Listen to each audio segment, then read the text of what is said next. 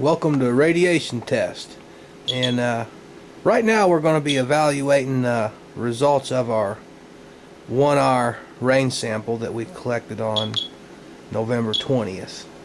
So there's the sample still sitting in front of the monitor 4, and if you look up here on our graph,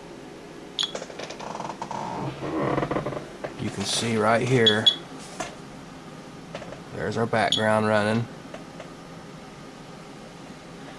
and we put the paper towel in front of the monitor 4 Geiger counter at 1:24 p.m.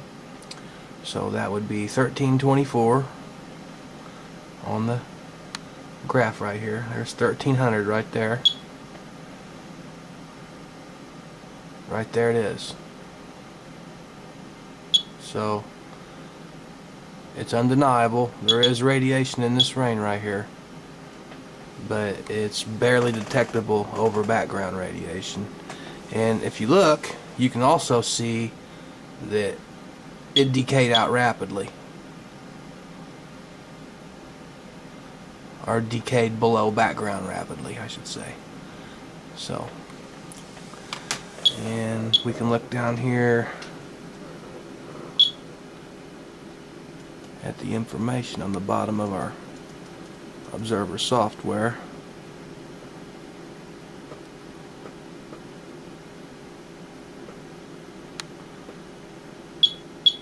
"17 counts, 12 counts, 19.